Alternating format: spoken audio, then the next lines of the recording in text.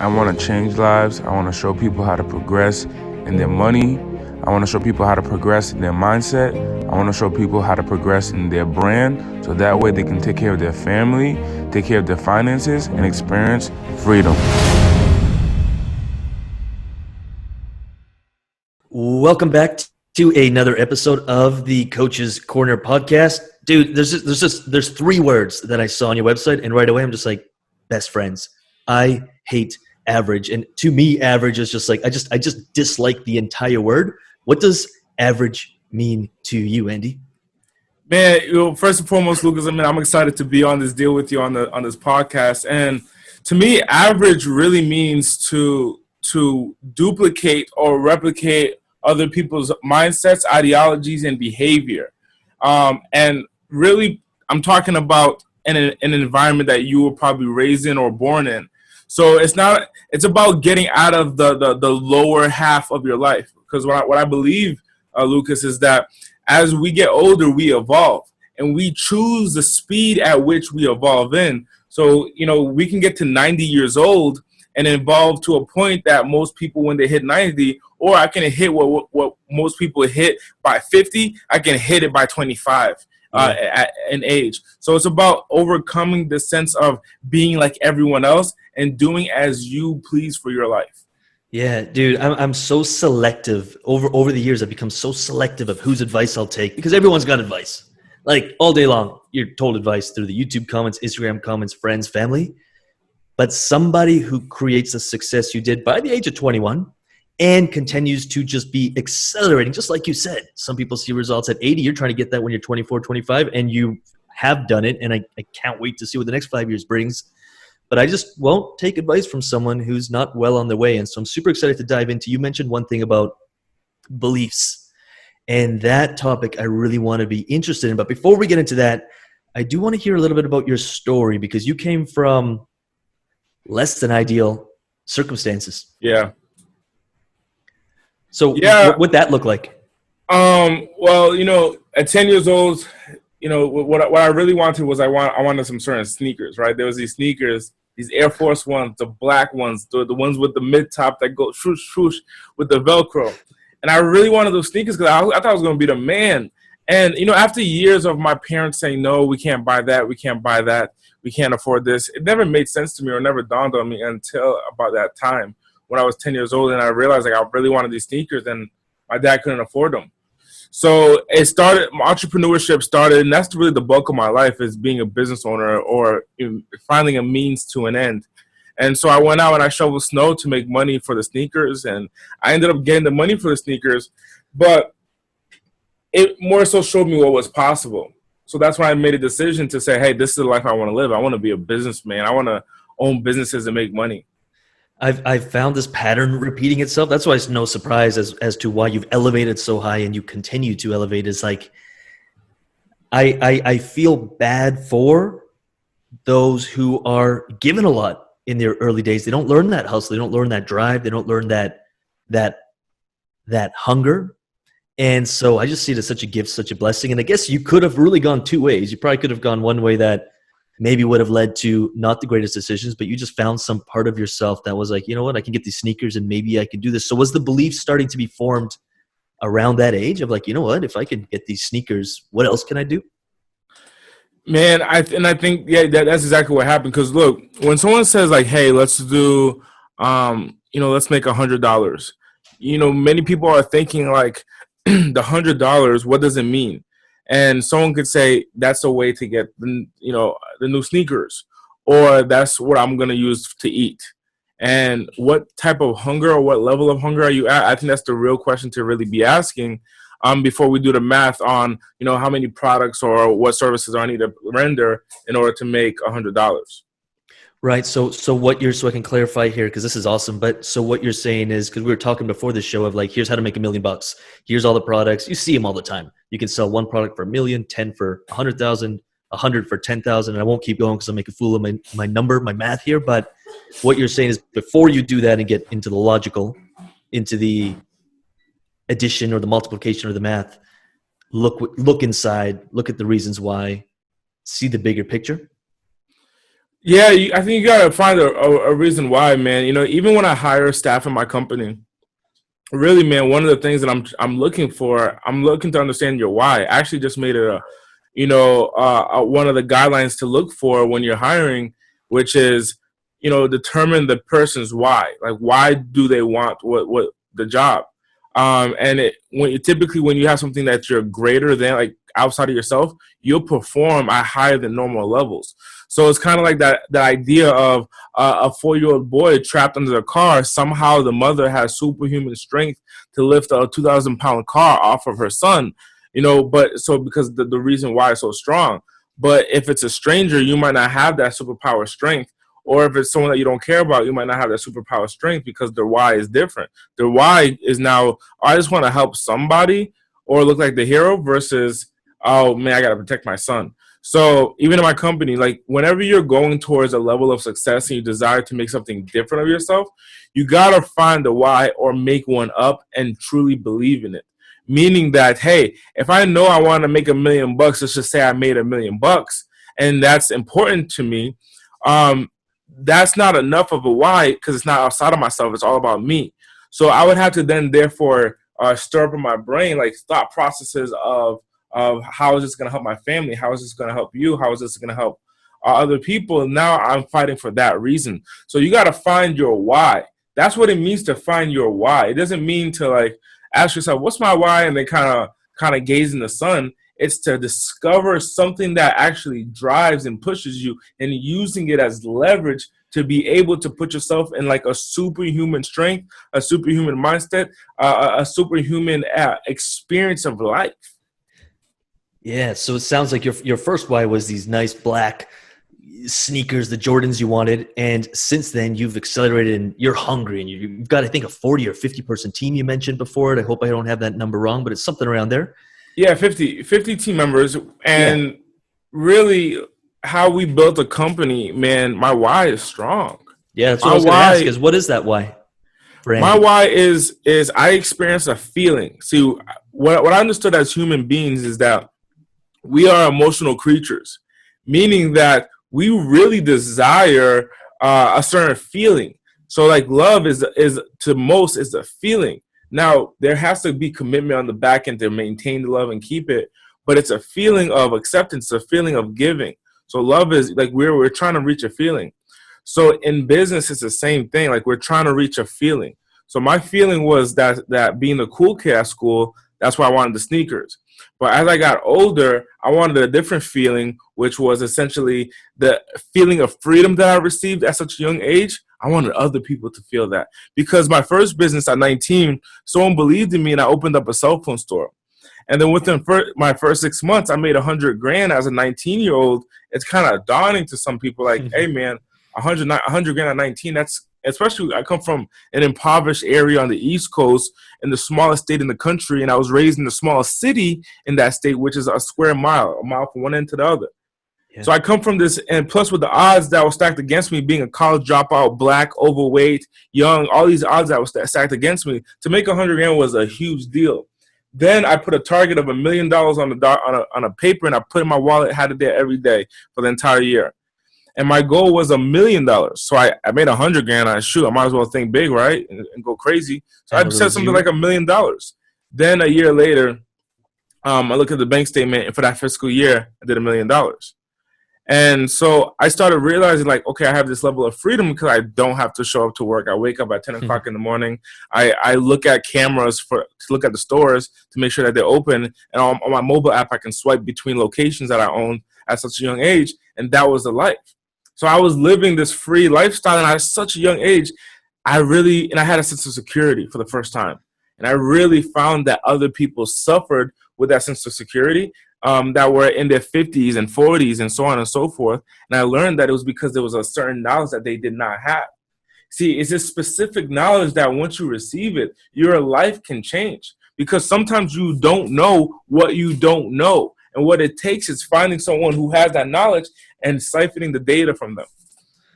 100. So it's so amazing. So you're building your companies. You built $100,000, then you built $1 million, and then you had this inner side drive, which is the hero's journey. At the end of like, you know what, I can give this Damn. back. I can help other people. So it's like you're on the hero's journey, and you're giving back. You're coming back, and you're helping the others who maybe haven't figured it out. What do you have going on other than? And this is no small feat. You got No More Average, which is the book, How to Take Control of Your Mindset, Overcome Fear, Reach Peak Performance, and Achieve Your Goals. But I know you have some conference stuff coming up. I think you have it right behind you, the Progression Conference. So how are you giving back? Is it the YouTube channels, your programs, your book? You've got all of these. You've got a, I'm going to call it an empire. You've got a slew. You've got a series of things. But how can people start connecting if they feel a connection with you, want to start elevating in some way? Oh, man, that's a great question, Lucas, man.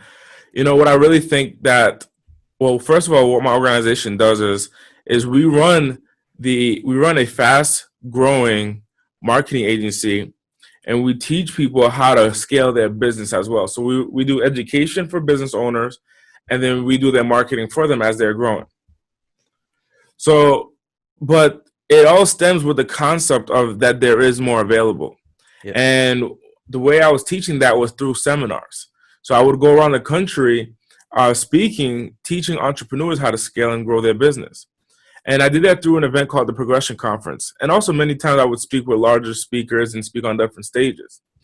But the event that I hosted was called the Progression Conference, where I went around the country teaching people how to progress their business on a daily basis through systems. Then COVID-19, 2020 was supposed to be my biggest year, right? Yeah, We're setting up for the tour. We're doing a national tour, Lucas, man. I'm going around the entire country, baby. We got stops in Atlanta. I mean, the energy to even produce a tour that's going to reach 800,000 people through its marketing efforts. That's going to put 2,000 people in the seats throughout the country, all held by a guy with odds that were stacked against him, but who ultimately created successful businesses and taught people how to do the same. The story was strong, man, just hitting Forbes on early 2020. So all these things that are kind of rolling down for me, my team is getting bigger, and it's kind of like all coming to like this to amass itself into something successful for this guy with a story. And we're going around the country. We were preparing, man. I'm talking about we're doing stops. We're doing middle school and high school stops, and as well as college stops. So when I go to a city like Atlanta, not only am I doing the event seminar in Atlanta, but I'm also going to give back to the kids and give back to the different schools while I'm there in the city. So it's just, we had a tour manager, the whole 9 yards, man. Yeah. So every state that we were going to go to 13 cities, and every state that we go to, we're going the day before, we're going to a middle school and a high school back to back, giving back. So it's like 13 actual adult business events, and then 26 stops for schools that we're just going to be pouring into people all year long, Lucas. The most amazing tour. Like your dream, like it's so innate inside you, because I could just tell every time you speak, whatever it is you do, if you did sales, marketing, if you did a cell phone store, if you opened up a hair salon, it's like your energy is so contagious that I guarantee you at the bottom layer, the core of everything you do is personal development and growth and seeing people's potential. When you speak, you probably just unlock people's potential. So I can see it in every little thing that you do. So it's probably just like this is everything you are ready to do. Right, 100%, man. And really, man, what it came down to was like this fine understanding that anything is possible. So I went and I wanted to share that story with people. Then on the first stop of the tour, we're gonna do Atlanta in March. COVID-19 struck our events. No more events moving forward. Everything, the dream, the vision, shut down, complete, nada, zilch, zip, stop, complete halt. And devastating, man, devastating. But we had to pivot. Yeah, that was in March. Within I think last week I was supposed to be like in Texas, but couldn't go because it was this summer, the COVID-19. So we did a complete pivot, and that actually is what catapulted us to being at a high level. So yeah, man, and COVID-19 comes in and puts us at a screeching halt, Lucas. Like, yeah, like how did your business have what were you guys impacted? We had to make some pivots. We were doing events, so we had an event planned out. It's our yearly workshop, and we had to do a virtual version of it, but we'll be doing the second we can, which hopefully will be soon. Because I love the in-person interaction. You know, the energy exchange you have when you are actually in front of someone versus digitally. There's both are doable, and both you can see success. But there's this thing we crave, I think, when we're healers or coaches or motivators, that just being able to be in the room when someone has a shift. So yeah, absolutely. But most of our company, most of our business was virtual anyway, so we weren't hit that hard. But my heart broke. There's like this mom and pop shop down the street that I went for lunch every day. The nicest people. Like, so many businesses were shutting down because we were in a good place. So I'm grateful for that. But yeah, man, a lot of people were impacted, and so the way that we responded was I created a mentorship program, and in addition to that, I really pulled back the curtains on how I operate my brand and how to grow a brand in a short period of time.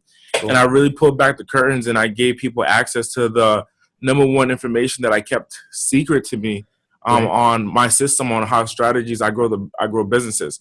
I think that some people have an idea of how businesses ran, but many people have a system. And the people who have a system, they ultimately always make it work, meaning that, you ever have the stories where people are millionaires and then they go to zero and then they go back to millions, and then, or billionaires, whatever it is, billionaires go down to zero and go back up. There's a system and a formula that they have. So there's a formula that I utilize in my business to grow my brands. And for the first time ever, because of COVID, I responded by actually sharing the entire knowledge through the brand marketing system. That's perfect, because I got your attention. We got you on ears. So I wanted to do a little bit of a digging in within that beautiful mind and all those secrets that you got behind. But we were chatting right before the interview, and you mentioned one thing, and when I was doing my research on you, you just seemed like you had one thing figured out really well, and that was the connections you were able to create and the people and your network and the people you were building. Would that be one of your, I don't know if you want to, what you want to call it, but one of your systems, one of your tools is finding ways to connect with people at the top, or finding ways to connect with people? Well, the connections don't necessarily bring money without a money-making system. Yeah. So even, really it depends how you're looking at connection. Like, connections are great for relationship based, where you're building a relationship with other people who are like-minded and spending time with them or learning from them as to how they run their business and their personal life. Like, you're just learning something. And also giving. Hopefully you're giving as well. Giving them value, giving them knowledge, giving them experiences, whatever it is. But really the solution is a marketing system that unfolds, but relationships can definitely help propel you. That's number one. So number one, you do need an MMS, which is a money-making system, to actually make money, because it's so many people out here that have ideas or have vision, but they're not generating profit, or they may be even well-known. Like, I used to live in Los Angeles, and this happens all the time, where you got people who are super known with millions of followers and live in a hostel. So you got to have a money-making system. So number one, have the money-making system. And number two, relationships is something that can actually propel you. It's like nitrous for your gas. So you still need gas in your car to get going, but nitrous will just give you that boost. You said one really great thing in here. I just wrote it down, but it was the giving. So you can find ways to give. Do you think a lot of people shy away from? I remember, like, when I first started connecting with bigger names, like Robert Greene, who is an author who I remember reading his books over and over. When I was finally like, you know what, I'm going to get Robert Greene's attention, and I'm going to connect with him, or Grant Cardone. And when I did a self-assessment of myself, I'm like, I, for a long time, didn't believe that I could give value. I saw them on a pedestal. I saw them as better than me. And once I started being like, wait, how can I give value? Because you said it there. You're like, how can I inject value in these connections, these relationships I'm building? Do you think a lot of people put these guys on a pedestal and are terrified of reaching out to them because they feel like they might not be able to give value, but you just have this bulletproof confidence that you're able to bring value and build real relationships with people? Yeah, I mean, I didn't, I did a lot of things to get attention. So, like, for example, you mentioned some names of people who I've spent a lot of time with. Yeah. So I did a lot of things to get into these rooms, and sometimes sneaking in, man. Many times I've snuck in I snuck into different events and so on and so forth, really just to get access. Yeah. So there's this one thing that's just bubbling beneath the surface is at the core of this. And this is what blows my mind the most is because most people, they don't start feeling it until they're 28 or 30, or I don't know. I mean, I can't say most people, but most people's experiences, how I've experienced it, is they don't have this insane belief that they can make this happen. And if there's anything else that I got from this entire thing, or if we dig in deeper, it's just like at the age of 10, you wanted these Jordans. And ever since then, that's been your gift that you've carried along with you. Is just like you completely believe. You just seem to set no limits, which I guess is why you have a book called No More Average. No More Average. Right? Dude, man, I think my relationship with God is the most powerful thing that pushes it, because it's kind of like that confidence of like, yeah, but I can't really be touched. You know, I really can't be touched. Spiritually, emotionally, mentally, I can't be touched. And it's because I got that power of God right behind me, and I believe that I'm going in the direction that He wants me to go into, despite fear. And I think that when you have that tremendous amount of belief, man, nothing can really get in the way, man. No relationship, no famine. Like famine is like being broke and having no food. So like no famine can really get in the way, man. Like anything that can get in the way it's pretty much annihilated on site, because you have this belief like it has to be you and you're here for a huge reason. And that's what the why comes from that I was sharing with your audience, Lucas, earlier. Like you have to have the why. So I understand that there's a group of people that's dependent on your success. And so it's not just the people who are depending on you, they're dependent on your success, meaning that they're not going to experience what they were meant to experience if you don't fulfill the project. And now you take it out of your body and you put on someone else, saying like, now I'm responsible for that group. So I look at it like, for example, I have an education company.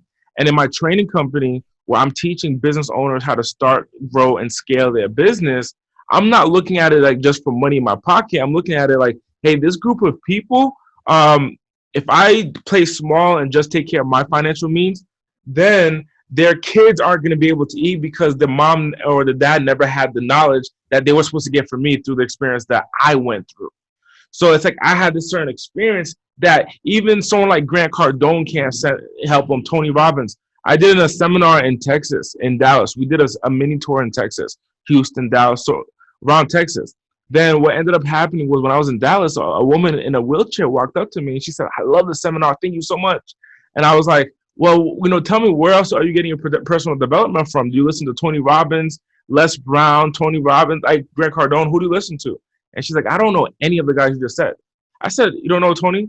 You don't know Les? You don't know Grant? Like the people that I looked up to. And she said, I have no idea who those people are. The only person I know that brought me to this idea of success was Andy Audate. That's why I got your book here, No More Average. And so I poured into this person's life, like how the greats poured into me.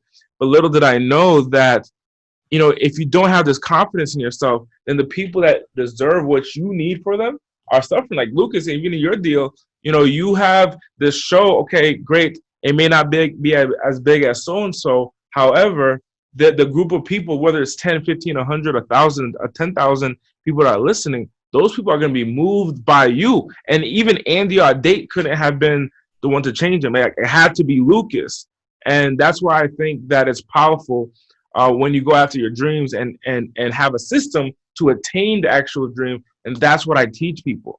I teach people how to go after their dream financially and put a system that has the money-making system, so that way they make the money to fund the actual dream or the vision. 100%. So I want to dig in just a little bit deeper. I'm going to push this just a little bit. I got two more things to cover here. But you had this gift. A lot of people don't have the gift of some kind of hardship when they were 10 years old, or this, I want these Jordans, and they didn't get to, I think it's a gift to go through hardship, but they didn't get to, sell newspapers or shovel snow, and they didn't get that belief at an early age. So they're 25, 28, 30, 40, whatever you may be, and they come up to you and they say, Andy, what you said is great. Like, I feel inspired. This is not the first time that I read a book or got inspired or felt the way I feel. because this was me. This was me when I was 20, 21. I'd watch all the seminars, I'd go places, and then I'd get inspired. And then a week later, I was back to my old ways. So they look in the eye and they're like, Andy, like, I get it intellectually. For me to not go back, what is the one thing you tell him or her, whomever's looking at you? The most powerful, we'll call it advice, steps. If you said, hey, we'll meet back in a month and you have to do this, and we'll meet back in a month, and if you don't do this, I'm not meeting you, type of thing, some kind of mentorship like that, what would some of those things be, just for anyone listening who's like, man, I know this. Like, I watch the YouTube videos every day. I watch the podcasts. I know this. I've read every book. I know this, but things aren't unfolding. Nothing's happening. What would you say? I would say what the biggest medication, or like the biggest remedy, right? So if I was mentally saying, okay, I'm your doctor, you're giving me the problem, and right now you're asking for the prescription, you're at a point where you haven't discovered your why. I want you to think of the biggest painful experience that you can possibly. So that's number one. Think of like the biggest painful experience that you can think you could possibly have in that moment. And I want you to envision, like meditate that you're in the moment. I want you to actually feel what it would feel like to experience that pain, and have that belief that when you accomplish whatever you can accomplish, whatever you're trying to accomplish, you have to accomplish that to release the pain. So let me give you an example, so that way people understand the context. This morning, I'm at the gym and I'm pulling the sled. So if you know what the sled looks like, the sled is what football players push up and down the field. So it's this heavy piece of equipment that you're supposed to push, and it's heavy already. Then I added weight on top of it, so making it even heavier. It's almost the amount of weight of a human being. And I pulling the sled, and after halfway through, man, I'm out of breath pulling the sled. And then my coach gets in my ear and he's like, "You pull that sled, pull that sled." And I'm like, okay, but that's not motivating me to pull the sled. Then what kicked in was what system do I have to produce the result? And the result that I want is I'm feeling fatigued and I want the extra burst of energy. What system do I have? I think of a painful moment, the most painful moment. So I thought of my girlfriend being like I'm on a boat and my job is to pull my girlfriend in, and she's gonna sink if I fail. So now I'm not thinking about poor me, which is I'm out of breath. Poor me, my chest is on fire. Poor me, I'm tired. Poor me, my heart rate is at 160 on my watch says. Poor me. What I want to say is like, actually, this is how I'm gonna save her, and I pull her in. And once I pull her in, now we're on lockdown, like everything's straight now. So I have to dig. So I know a motivational speaker who talks a lot about like digging. I don't think he even gave a system on how to dig. So I'm gonna give you a system like, hey, how to dig is I want you to think of something that's like painful and know that, hey, in this specific moment, if I do the task, I'm gonna release that pain. So there's another big podcaster out in London who was doing a workout, and this is like this crazy leg workout that, I mean, you're doing like, once it starts hurting and you burnt 700 to 1,000 calories, that's when you start to work out. So like, right, you already worked out for 45 minutes to an hour just for the warm up, and then you start the workout and you're pushing hella hard. And now in that process, in the beginning was already hard. It was already tough enough. Now to add weight and to add on more, power to it, what he had to think about was his son burning in the fire and having that extra push. So now he discovered the extra push. Now he can see what type of superpowers he has.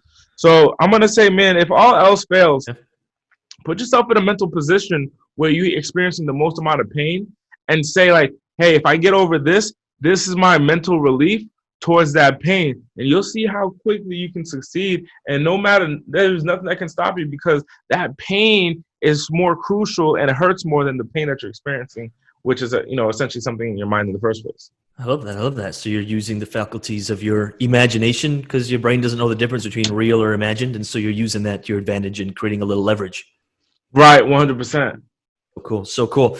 If I love always asking this question here, but and I think this may have been your answer, but who knows here, and this is open to all types here, but or any direction you want to go with this.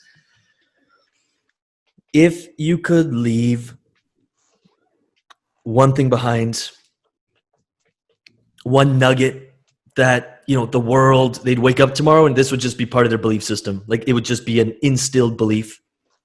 What would that one belief be? Fear is a direction.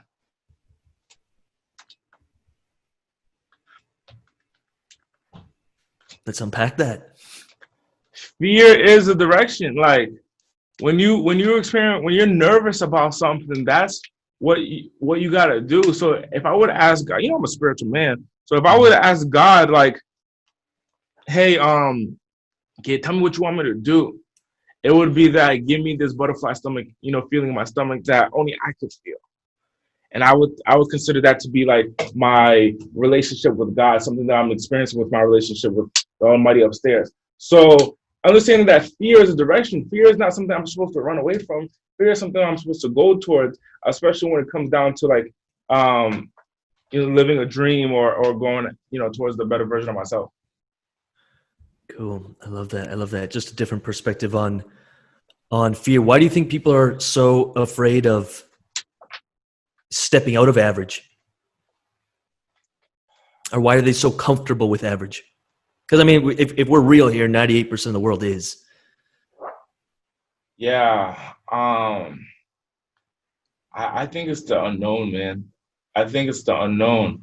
Like my mentor shared with me a story about this this man who essentially, I forget, I'm going to summarize the story, but essentially it was like this man who was on overseas land territory, and he was captured, and this guy was in the military, so he was like the opposite group of people in this military fight, and they captured this army man, a soldier, and they put him into a room, and they said, look, you got the firing squad who's here to shoot you, and they're all going to press the trigger on my command. So I'm going to give you one simple option right now, man. You either go through this firing squad or you go through that door. You'll die. You go through this firing squad or you go through that door. And the man said, you know what, man, I'm going to choose the firing squad. I'm going to choose the firing squad. And everybody's like, what the hell? So they shot him, they killed him. The firing squad took his life. And then a woman walked up to the general and said, General, what's behind that door? Freedom. Mm-hmm. Freedom. We were going to let him go. But he didn't know what was on the other side. I didn't tell him what was on the other side. All I told him what was here. What was here was the firing squad. And he chose the firing squad because he knew the outcome. But to go outside with unknown horrors, unknown tales and unknown myths and, tremendous amount of fear, that's like, you know what? I'm going to choose the firing squad because I know the outcome.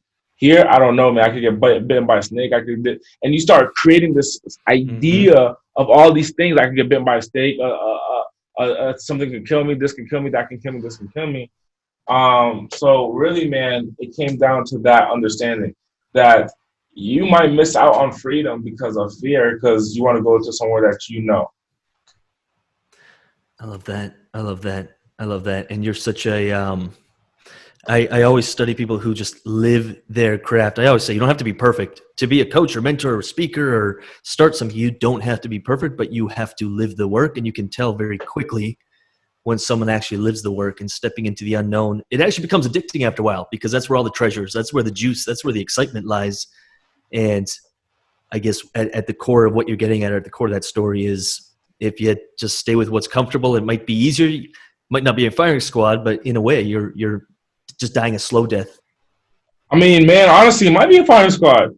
It honestly might be a firing squad because, you might as well die if you're not living something, much bigger than you. So what I understood is that your purpose in life should be the thing that's driving you, should be the thing that allows you to live. It should be that thing. And if your purpose in life is not putting that thing into action, that's a suicide. That's a spiritual suicide. 100% on board. If people want to, if they've connected with you, or they love your energy, and they want to tap into that attractive, the vibe that you put out, where would they find you? The best place is gonna be joinbms.com. That's actually where I share that system, and I finally like literally unpack and reveal the entire system on how to start, grow, and scale your business in a short period of time. It only took me a year to make $1 million, right? It only took me a year, but that's because I had specific knowledge. And there are people who get to 100 years old and life never ever been touched, $1,000 or 10 grand, or even 100 grand. Mm-hmm. So it's about putting yourself in that position. So for the first time ever, I actually revealed that system, and it's called the Brand Marketing Summit. So joinbms.com is the page. We'll have the link below, and we'll have links for the book. Just so everyone knows, if I ever do affiliate links, I make sure you know. In this instance, there's absolutely no upside or absolutely no affiliate links below. So anything that we'll dig up or anything your team sends over, I'll make sure the links below. And I had this one thought when you were saying that was I saw a chart. What gave me so much pain when I was 22 or 23 is I saw a chart of most people's income levels, and they cap out at 30 or 31. Most of the population, and it just stays at 50 or 60,000, and they never keep educating themselves. They don't learn more skills. They don't keep growing. And so their income just gets capped at 31, 32, and it actually goes down the older they get. And the few people who figure this out, who keep working on themselves, their income is exponential. They make more money at 50 than they did at 30. They make more money at 80 than they did at 30. And I remember seeing that chart. If I can find it, I'll add it to the write-up for this podcast, because it sounds like you're all about the systems so you can actually exponentially grow and not peak or not cap out at some miserable type of income level, which is fine if that's what you want, but I don't think many people actually want that. They want to keep growing and making more money. Yeah, man. There's actually a system called formulas for conditions. Like whatever condition that you're in, there's a formula for that condition. And the condition that you're talking about is called a normal condition, where someone is operating at a certain, like within a certain range. So if we looked at like income as a large range, a percentage of that range could be normal, where like, so say for example, we're looking at $100 million, and people are typically within the $0 to $700,000 mark. Like that's the average number of majority of population. Then you miss out on a lot of opportunities, man. You miss out on a lot of opportunities. So what you need to create a new normal. And how to do that is you create additional income, and your income level spikes. And now you operate at a new normal, which is compared to others is above average. So that's what it means to get out of averageness. Is like, okay, I'm going to create a new normal that's above normal population. But what it takes is relationships, knowledge, energy, money, barter. It takes all these 5 resources to put yourself in a position to really win. And systems, which it sounds like you're the systems guy, which I love. I spent way too long I was like a hustler. And until I started learning about systems, I was like, oh, this is how you replicate. This is how you leverage. This is how you scale. Like systems. You're not taught that in school. You're just taught, go get a job and make some money. So make sure you look up Andy's systems. You kind of remind me of the thermostat. Like, where's your thermostat set at? I used to drive really POS cars, and then I bought a Beamer with a leather interior, and it is hard for me, not because I'm arrogant or not because I could drive a Corolla if I had to, but once you experience something, it's hard to go back. Once you experience leather or heated seats, it's hard to go back. Yeah, man. Like once you get that new normal, you gotta get that new normal. You gotta change your position in your income in your life. Get that new normal, and you'll put yourself in a position where you start experiencing life different, man. I think being able to pay for valet is easier than having to walk everywhere. I think paying for the Uber, paying for luxurious dinners is a better experience rather than kind of eating McDonald's. Yeah. So you got to change. You got to create a new normal for your life, man, and you got to continually create new normals. And once you get up to your highest level, that means death. So you're literally continuing progress. That's what it means to progress daily. It means to put yourself on a progressive manner every single day. 100%. Andy, so appreciate your time. Appreciate you coming on. And for anyone listening who wants to tap into Andy's world, Andy's energy, whether it's business and scaling and growing and systems you want to dive into, or it's just the the energy that you're hoping to rent or borrow and build off of. We'll make sure all the links for your Instagram, your website, your book, and everything else is below. Andy, thanks, man. Thank you so much, Lucas, for this opportunity. Appreciate you, brother. Appreciate you.